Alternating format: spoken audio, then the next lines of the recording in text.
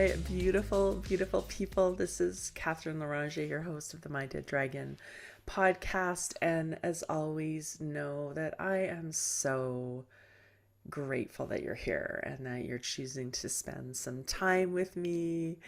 And today I am in conversation with Dr. Lisa Brewer, who is an expert in the metaphysical and spiritual world and a certified Reiki Master Teacher. And literally thousands of people around the world have sought Dr. Lisa Brewer's guidance through the decades. She works with light workers from all over the world and has had the honor of working with numerous podcasts, teachers, coaches, and social media influencers globally.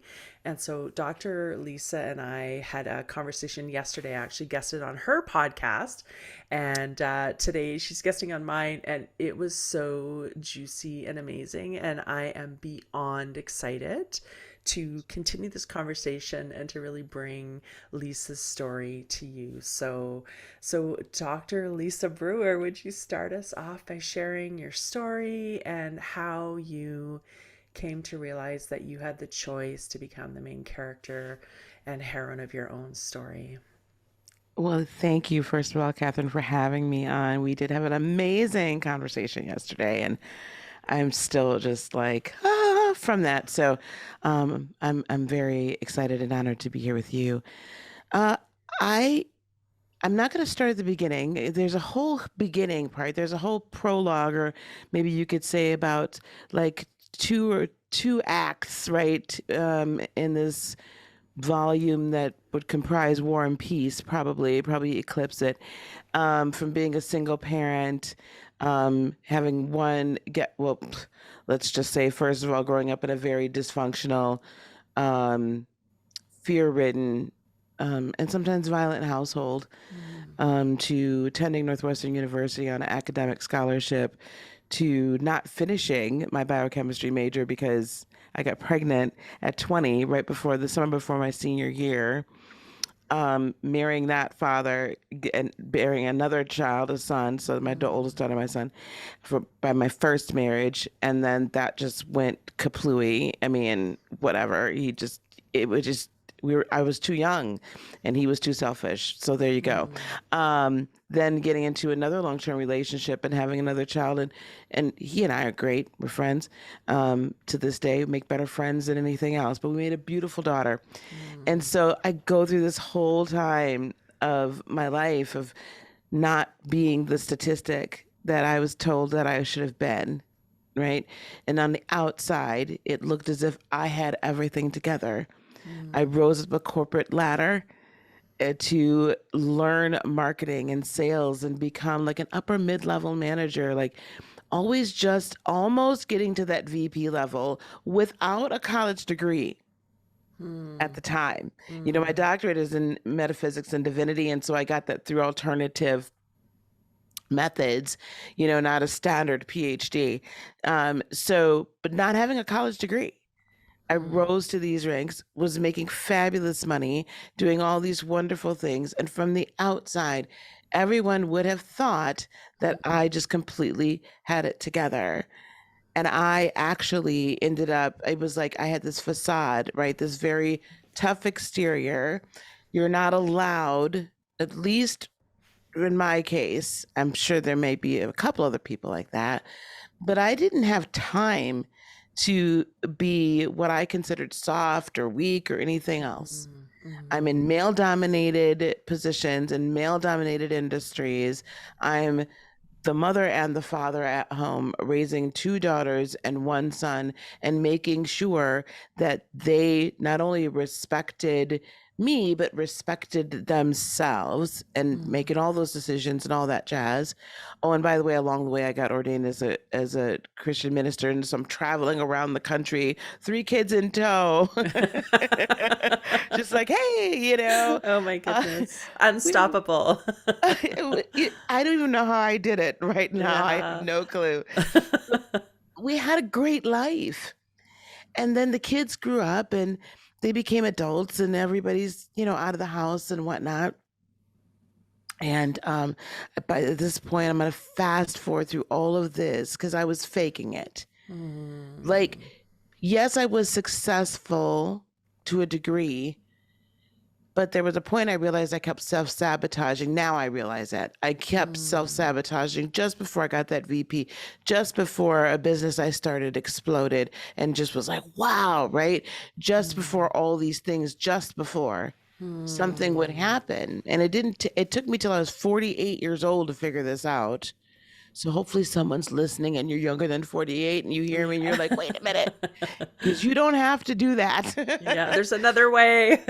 Please. So, going through all of this, and so by this point I had my granddaughter, my eldest granddaughter, and life was just great. And but the one thing I had always said, because growing up in a very Christian, standard whatever, and I'm from Wisconsin, like here, like people just get married. It's not like other. I find it not like other states or definitely metropolitan areas, right? Like living in Chicago, there wasn't a need or a push to get married. That wasn't like a pressure. But here in Wisconsin, no matter where you're living, that's just kind of the thing to do. And it's this, everyone kind of looks at you like kind of pitiful if you're single. Whatever. I don't care anymore. But so the one thing I had said all my life was that when the kids grew up and they moved out, that would be my time. I was going to be in my 40s because I was a young mother. And I was going to get remarried and live the fairy tale life that finally I got to be Cinderella, right? The happily ever after. Happily ever after. Yeah. Happily ever after, that I would meet my king/Prince Charming, and we would rule all 7 kingdoms, and we would just have this fabulous life. And I had set a time frame for that because I used to be very much the time frame person. So I'm like, by 45, I'm remarried, that's it, kids grown, we're done. Well, it wasn't quite 45, but so I felt I was running late. But about 46, 47 years old, somewhere around there, I met my second husband, who is 18 years older than me, and provided me what I thought was going to be this stability. The age difference didn't matter because we would go to jazz and blues clubs and we'd go out to eat and we'd go all do all these wonderful things. He was already retired. It just did. But so the age difference didn't matter. I'm still working, of course, but it didn't matter. We had a fabulous time.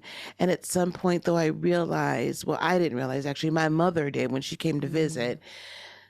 She's like, he feels like your father. He didn't look anything like him. My father's was a black man.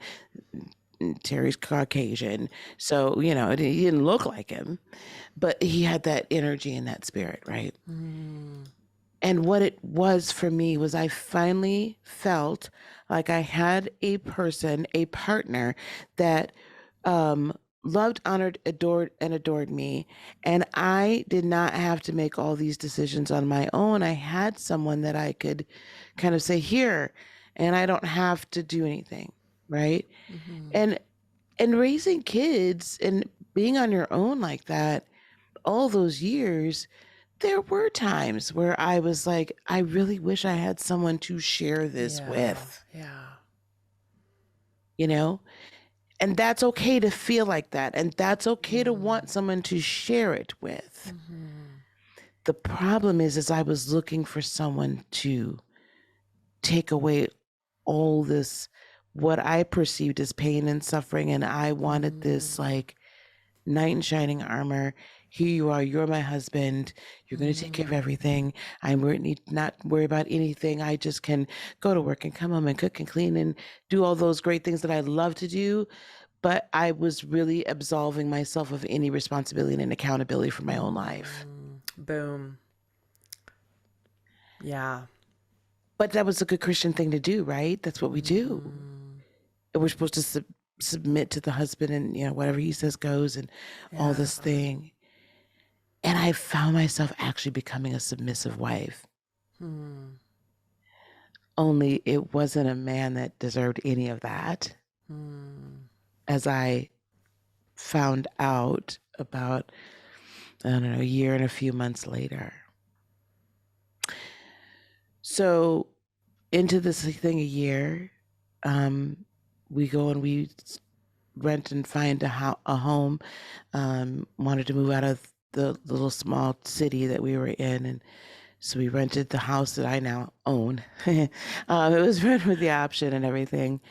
Um, but I had begun to notice certain things were happening. Like, you know, he kept his phone super close to him, or we'd go up to his kind of family farm, if you will, in northern Wisconsin, and have a great weekend. But then I was shoot off pretty early on Sunday morning, and he wouldn't get back till like, late Sunday, and it's like an hour and a half drive. Like there was no real reason to be Mm. gone all day, right? Mm.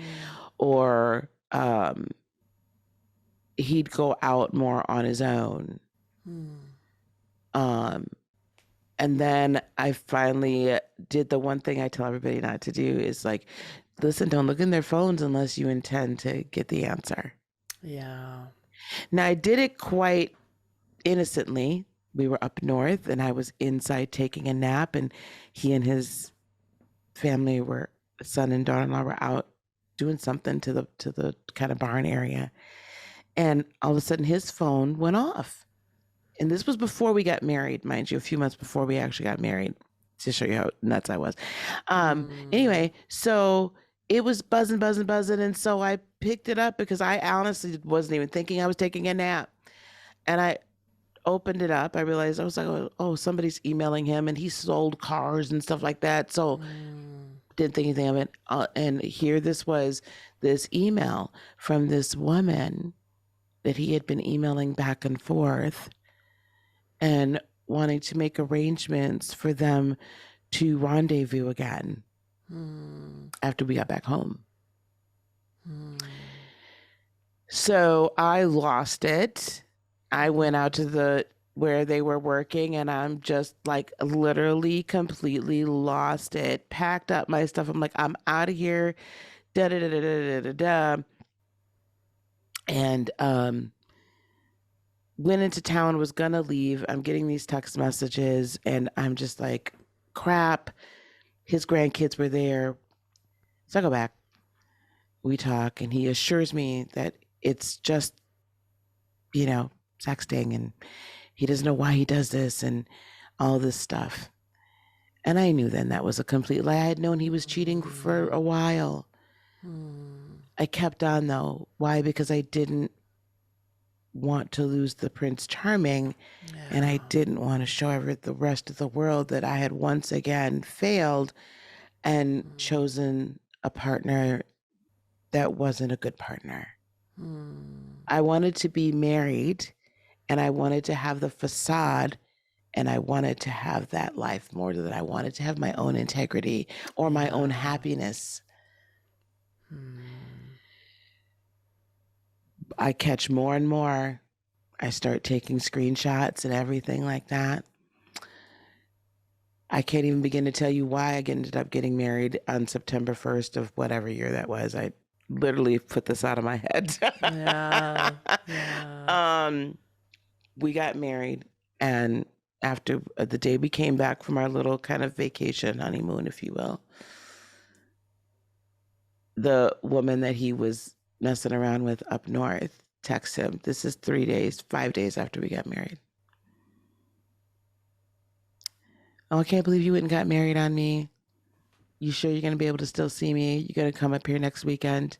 I know she was with you the whole time. I know you didn't really want her there. I broke down crying. Mm-hmm. And then all of a sudden, then now it's getting turned on me. Mm. It's getting turned on me. I shouldn't be looking. I shouldn't be thinking it. Don't worry about it. It's just talk. It's nothing. It's nothing. And I'm like, she said da da da. Mm. And everybody was telling me my light was leaving me. Like they'd be like, "Are you Yeah. okay? You don't really look okay." Fast forward like 5, 6 months. That was September, October, November, December, January, February, March, 6 months. March 21st, I walked through the door. I was sick as a dog, 100 and some odd fever, flu, horrible, and came home during the day. The only time I did not dutifully call him and say, hey, I'm on my way home. Do you want anything? Do you need anything? Because I would always check in because I didn't want him to think that I was cheating. Because he was like, everyone's cheated on me, right? Even though I knew he was cheating. So anyway, long story short, I caught him in the act in my home on that day, kicked him out, let him come back a couple of days later. We get into this big argument. I was absolutely finally done. He went and took a pocket knife out that he had had. I'm in the kitchen and I'm thinking, I'm like, oh my God, what's about to happen? But he slit either side of his throat in front of me. Wow. Not deep, but I freaked out. I called the police, and then his whole countenance changes and he says, gotcha. I spent the night in jail because he told the police that I had tried to kill him.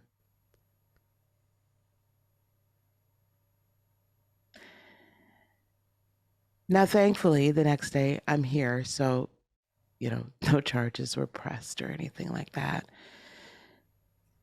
But I was in literal mortal fear that at any point in time he would try to resurrect those charges, that he would, this was like this ultimate crazy thing that had happened. And I'm talking to my friends and all these people and people that I knew from the church, and they're all just like, well, what did you do, Lisa? Oh, wow. You just got to give him grace. You just got to, it's just pray for him. And I'm not saying prayer doesn't work. I'm just saying in that moment in time, what? Just do this, just do that, just keep on going on. It will all work out. I finally got rid of him about 2 to 3 weeks later, once I got myself together and filed for divorce myself. And then I lost my job a week after I put him out. I was downsized for standing up for someone in my organization. And here I am, no husband, no job, a ton of bills to pay. And I just sat down and cried. Yeah. And I finally, one of my good girlies came over, because I'm still sick, by the way. I was sick for 6 weeks straight. They thought I had all manner of diseases and leprosy or something. But, but my good girlie came over and she was like, you're so much stronger than you have any idea. You're much stronger than you know. No one's coming for you. She's like, you told me that how many times? So I'm going to tell you, no one's coming. Stand up, and get moving. And in that moment, I'm like, you're right. Nobody's coming for me. Yeah. This fairy tale life is not for me. Not that I don't deserve to have a partner, but to go about it as a broken person, I was going to get another broken person, or I was going to get someone else that was going to break me. And it was about time that I got up on my own white horse and I got off and rode off into the sunset, off on my own adventure, not worried about what everybody else thought. Yeah. So that's when it started. That's when I started going within and started meditating and just finding out who Lisa honestly was. Because I had been a mother and a grandmother and a this and a that and a wife and a that, da, da, da, da, da, da. I didn't know who I was. And when I found her, she's wonderful. Wow, Lisa, there's so much there. So first of all, I want to honor you for sharing this. And in the pre-show conversation, you shared that this is the first time you've actually shared some of the details. And so I am honoring you. I am witnessing you for standing in this powerful place of truth. And I'm just so grateful that you chose to step forward and share and shine your light and the truth of your story. So, thank you. Thank you. Thank you for giving me a space to do that. Yeah. Yeah. Mm.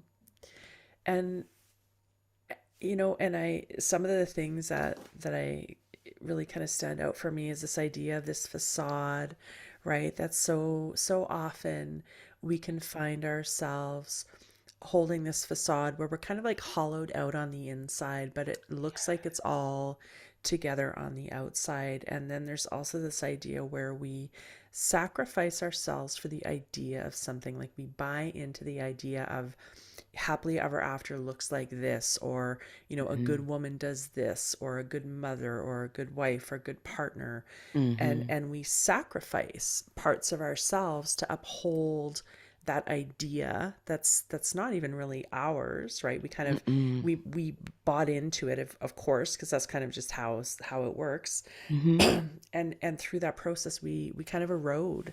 There's this erosion of ourselves, right? And so I love that you you really had a spiritual eviction. That's kind of one of those things, right? Is where the universe is whispering, it's turning up the volume, Uh-huh. We know, like, if we're really, really honest with ourselves, we know, like, oh, this really isn't working for me. When I really check in with me, but we're kind of bought into the idea of whatever it is that we're buying into. And so it can be too painful or difficult to really, really get honest with ourselves. Mm-hmm. And so as the universe turns up the volume, sometimes it's a spiritual eviction. It's a holy Mm-hmm. eviction where it's like, okay, like you're not getting the message. So boom, there goes your husband, boom, there goes your job, boom, there goes all this, right? It's Mm-hmm. it's like this big kind of clearing that comes in to give us this opportunity Mm-hmm. to rise. And so you had this opportunity and you had choices about, okay, well, am I going to continue this pattern Mm-hmm. of self-sabotaging, of eroding myself, of sacrificing myself, of like buying into this idea of this happily ever after, or am I going to actually choose to get to know Lisa and Mm-hmm. say, I tried all that, it didn't work, look where it got me, I'm going to try something different. So Yeah. so how did you, I'm curious, how did you in that process make that choice to do something differently? Well, knew that if I didn't, I was going to literally die. Mm-hmm. I had been sick for 6 weeks when I kind of flippantly talked about that. But I had been sick, physically ill for 6 weeks, so much so that my doctor at the time had me going through like this whole battery of tests, blood Mm. tests, endocrine tests, all these things.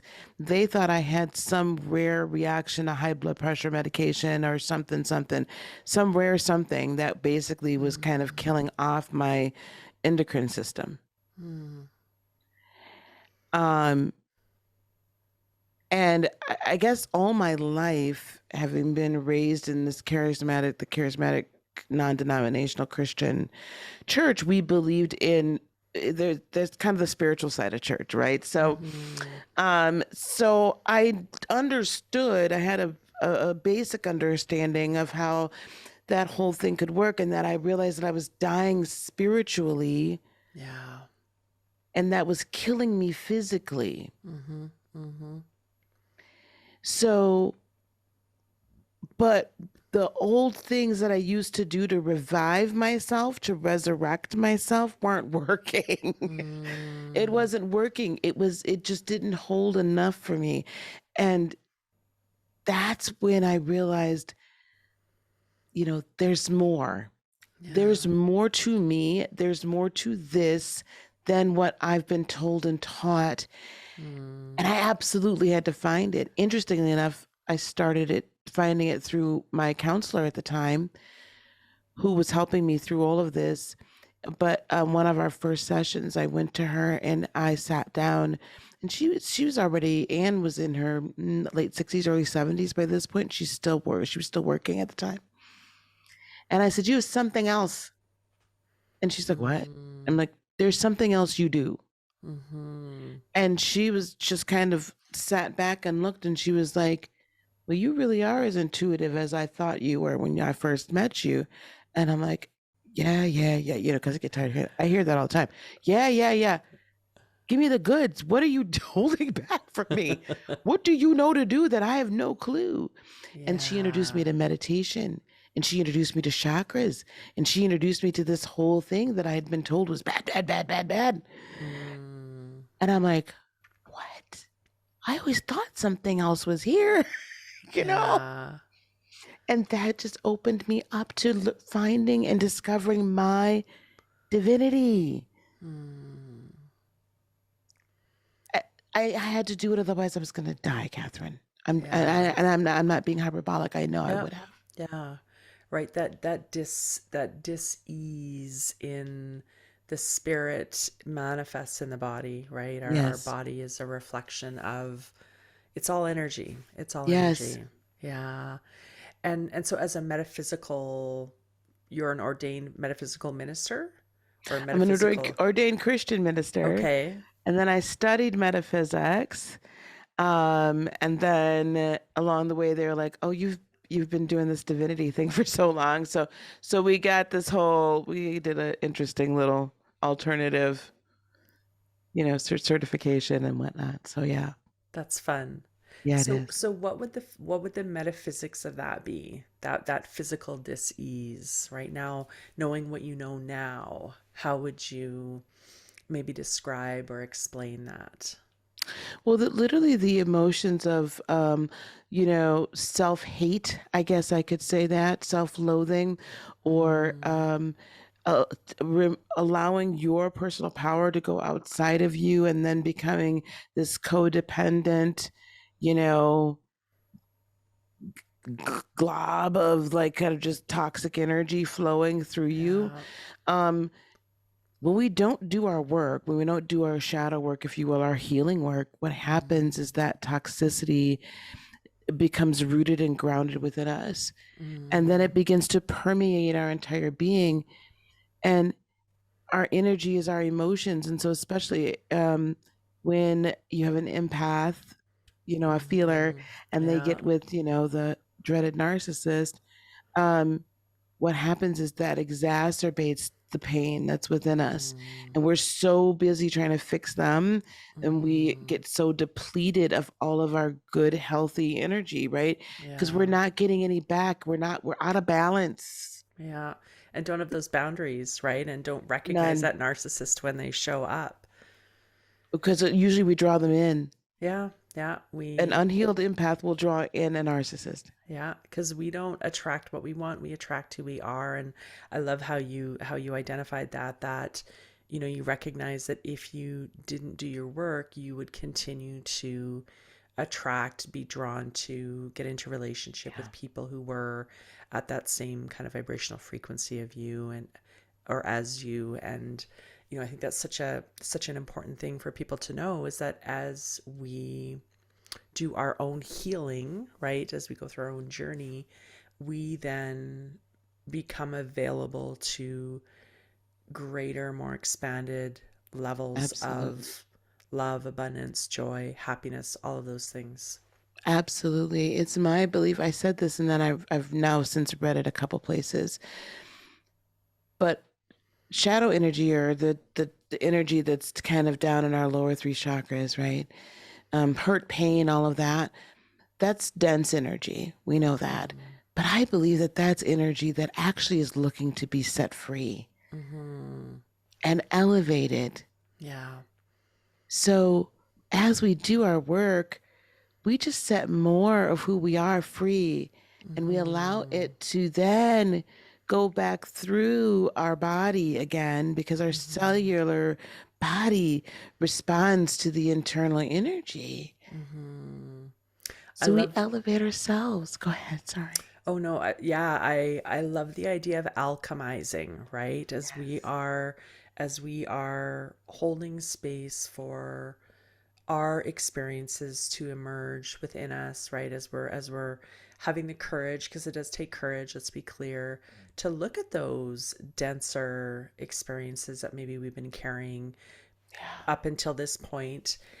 We then have an opportunity to really glean the learnings and the lessons, release the parts that don't serve us, and truly transform those experiences so that that flow of energy and vitality becomes available to us. Yes, precisely. And we Yeah. elevate ourselves. It's Yeah. like, living in a raised ranch, right? Home. So you Mm. get above the floodplain because you've raised up Mm-hmm. the foundation of the house 3 feet. So it's not that those things never happened to us, but it's not that those types of people and energy will never come across your path again. But now when you raise yourself up like that, when Mm-hmm. they come in the space, I don't have Mm-hmm. the same response to them. Why? Because Yeah. I'm not drawing them in anyway. Yeah. I don't You're have not, this yeah. hurt that needs somebody to come in and continue to hurt me, Yeah. Yeah. you Like a know? puzzle piece, right? You've kind of Yeah, shifted your puzzle piece. exactly. I put And my own in there. Okay, I completed that part. Thank you. And yeah. I don't need that anymore. Yeah, I got the Yeah. lesson, right? I got the Yes. lesson. Yes. Mm. It's And wonderful. so you talked about Anne, your counselor, and I want to kind of talk about or hear your thoughts on or experiences with guides and mentors along the way and what role those people played for you. Hmm. Um, I will say that it has been extremely important to me over the last, especially 5 years, but over the majority of my life. I've always had mentors, even in the corporate space, that taught me skills, right? Mm, They saw a natural ability and they taught me skills that then helped me elevate my career. And it is the same way in life, just in general.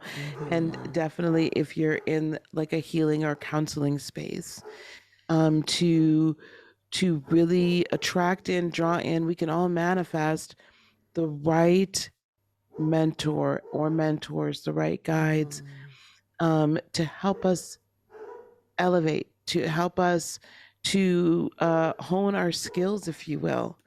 Because all of us have raw talent, mm-hmm. but there's some of us, who've already taken a certain amount of time and effort and done what we needed to do, and we have honed our skills, and now we're ready to help others do so. So, I myself have two coaches right now. They're doing very different things for me, Yeah, but I have two coaches and I have about three accountability partners. yeah. So I make sure that I am underneath that kind of guidance at all times. Mm-hmm.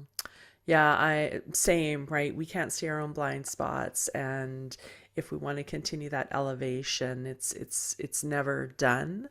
And as we kind of move up the spiral, it actually becomes more and more exciting because we know what's available to us as we do that work. Yeah. And so Lisa, if you could look back, to yourself maybe at a younger age Mm. or at that moment of breakdown where you really literally had a choice to live or die, if you had some advice or words of wisdom to share with yourself, what would that be? You're more than enough. You don't need anyone to complete you. You don't need anyone to validate you. Love yourself completely. Mm, Yeah. yeah. And Yeah. how did you learn how to love yourself?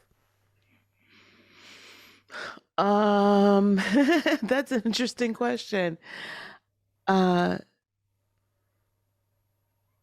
I looked at the darkest parts of myself Mm, and I actually began to forgive myself. mm, I I teach this with when I'm working with people one-on-one or groups. The biggest, to me, the biggest, one of the biggest chunks of healing that we don't talk about is the need to forgive ourselves. We talk Yeah. about forgiveness of the others that hurt us. Mm-hmm.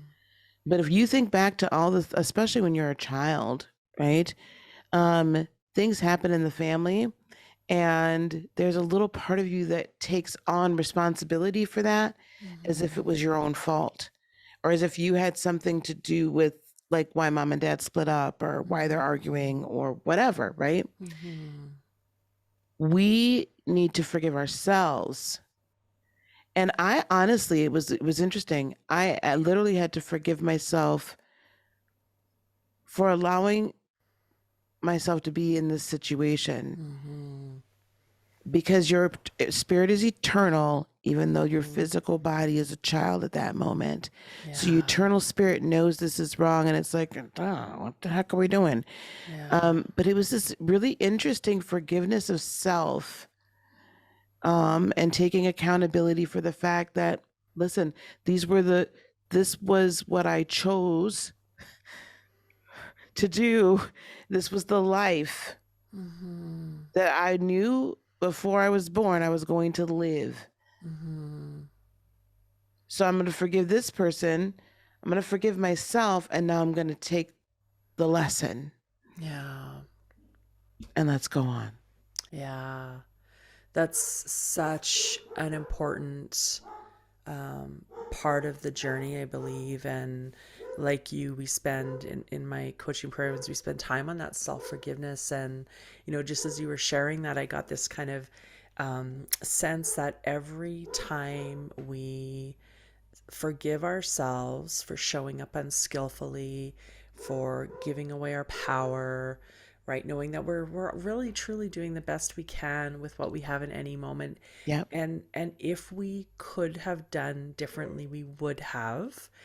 And as we go back and then even in the moment forgive ourselves for being unskillful, giving away our power, we're actually drawing a little piece of ourselves back into us, right? It's like there's Yeah. like little bits of ourselves that we've left along the way. And when we forgive ourselves, we're kind of creating a space for that power to come back in. Yes. The shamans, I'm a shaman as well. We call that soul retrieval. Mm, We do leave little bits and pieces of ourselves yeah. in those moments and in those Yeah. energies. And yes, you do bring it back. Yeah. Yeah. Yeah. I love Mm-hmm. that. Mm-hmm.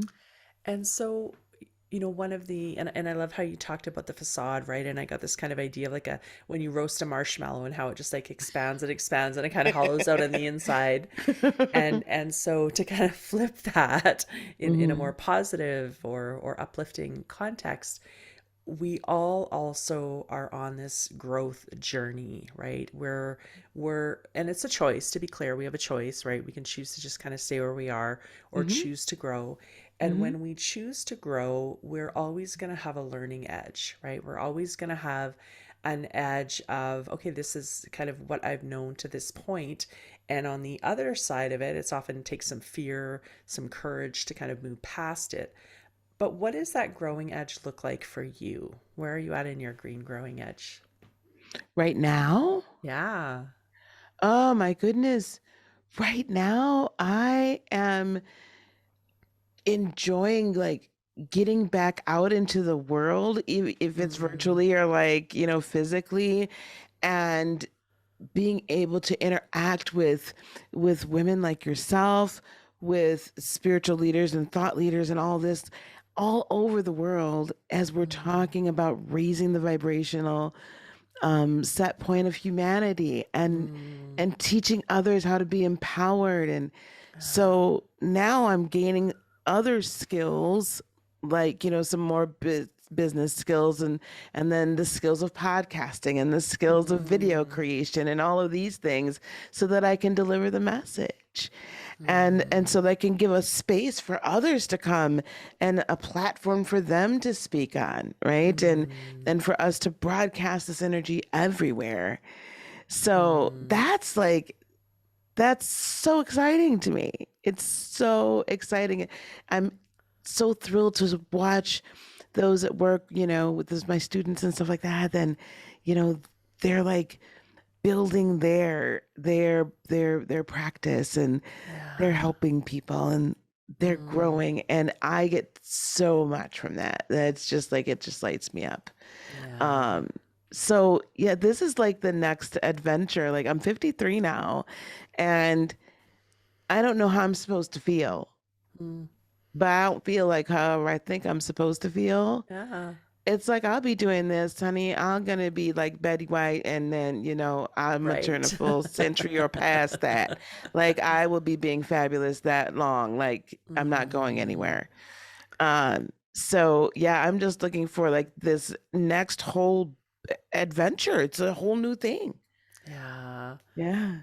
And how would you love to feel, right? Not how would you how should you feel? Because I too, Yes. like, there's this idea like, oh, I'm like X age, I should feel this, but like, well, how would I love to feel? Like I could actually create that. Oh, absolutely. So, people say to me all the time, they're like, "You're 53, you don't look it." Well, thank you. I don't Yeah. feel it either. Yeah. I don't act it either. Sure don't. Sure don't. I know more about pop culture than my kids do, and they're in their 30s and late 20s. So no, Mm, I don't, I mm, don't act my age. mm. I act my energy. Ooh, I love that. I love that. And Mhm. so can you share a little bit about kind of what you're doing now and how people can connect with you? And I know that you have a special something for my listeners, my community. Could you talk about that? Sure. Well, what we're doing now, the overall umbrella of everything is Heart of Inspiration, and my website is heartofinspiration.net. YouTube is Heart of Inspiration. You can find me on Instagram at Heart of INSP, and Heart of Inspiration on Facebook. That's kind of, we try to keep it that way. But underneath Heart of Inspiration is the School of Elena. And Mm, Elena is a fixed star in the Cancerian constellation, and she stands for wisdom, righteousness, power, all those, mm, and healing, and all of that's her energy. So, the School of Elena, we do things like limitless lightworker certification, we do lightworker business acceleration, and we also have finding you in the universe. But what I have for you all, because those are all like, when you're ready to do that and really like live this life out loud, so to speak, mm, turn this light on, that's great. I'd love to have y'all. But what I have for you is, I actually have two gifts. I mm. recently wrote an interactive ebook. Ooh. Yes.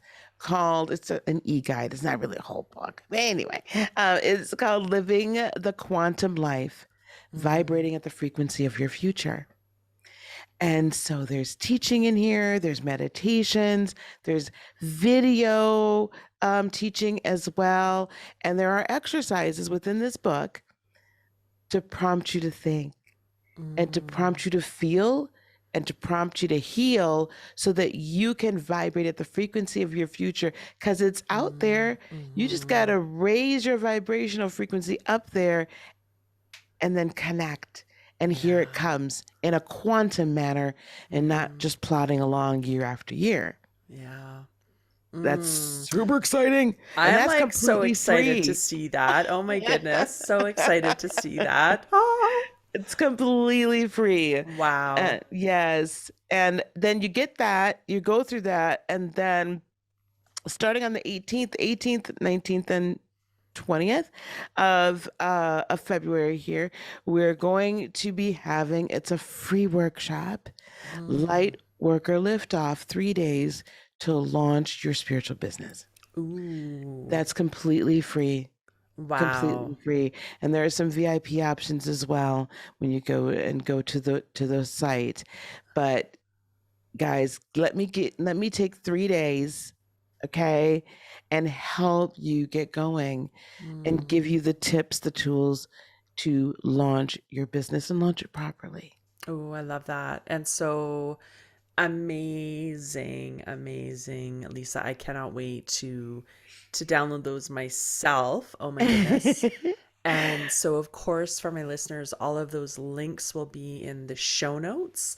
and on social it'll be in the show notes on the podcast channels, and then on the YouTube video as well. You can find all of that there. So wow, cannot wait to check those out. And so, Lisa, to kind of bring it in for a landing here, just is Yeah. there anything left that you would love to speak into the space, and or any last words for my community from your heart to theirs? No one's coming to save you, but you don't need anyone to. You are more than enough, beautifully and wonderfully and powerfully created. I believe in you. You believe in you too. Mm. And I am fully receiving that, fully receiving that. And so, Lisa, thank you so much for this beautiful, juicy, uplifting conversation, for sharing parts of your story that you haven't spoken into the space before. And I'm so grateful, so grateful. And to my listeners, my community, I love you. I hope you Love you know you too. are amazing. You are Love you phenomenal. You are too. wonderful. You are talented. You are worthy, and you deserve to live a life that you love. And I'll catch you next time.